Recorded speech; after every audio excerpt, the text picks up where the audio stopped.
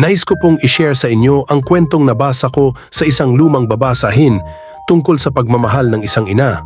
Na-amazed ako sa kwentong ito kaya nag-decide akong gawin siyang part ng inspirational stories ko.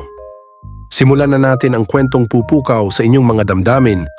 Isang araw, nagpasya ang bagong kasal na bisitahin ang kanilang magulang sa katabing probinsya. Sa kalagitnaan ng kanilang biyahe, may nakita silang duguang babae sa gilid ng bangin, humihingi ito ng tulong. Agad namang hinintuan ito ng lalaki para tulungan, ngunit sinaway siya ng asawa niya.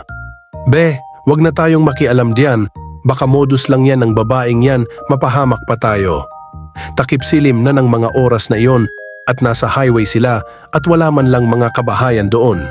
Silipin lang natin. Kawawa naman yung babae, baka kailangan niya ng tulong. Bumaba ang lalaki sa kotse at nilapitan niya ang duguang babae. Tutol man ay wala nang nagawa ang asawa niya, bumaba na rin ito ng kotse at sinundan siya. "Kuya, tulungan niyo po kami, naaksidente po kami. Patay na po asawa ko, pero buhay po yung anak namin, nandun po siya sa kotse." Umiiyak na, sabi ng duguang babae habang tinuturo niya yung kotse nilang nasa ibaba ng bangin. "Bakit? Ano hubang nangyari?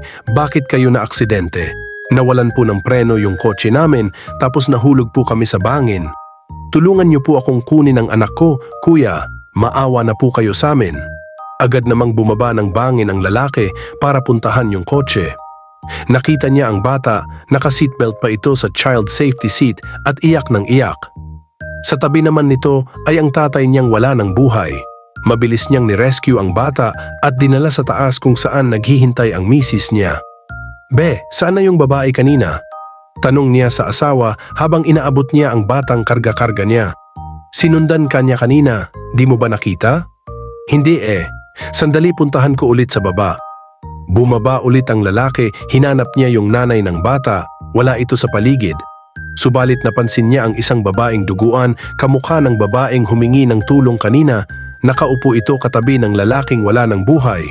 Doon lang niya napagtanto na ang kausap niyang babae kanina na humingi ng tulong ay isa na palang kaluluwa. Nagpakita ito sa kanila para lang mailigtas ang anak. Simula noon ay inampun nila ang bata at minahal nila na parang tunay na anak. Ang mga gintong aral.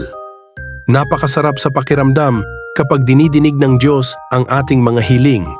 Ngunit wala nang masasarap pa kapag nakatanggap tayo ng biyaya sa di inaasahang pagkakataon. Yung tipong hindi ka naman humiling, ngunit kusang dumating. Sana ay nagustuhan niyo ang kwentong ito. Follow, like and share guys, comment nyo kung anong aral ang natutunan nyo. Maraming salamat po.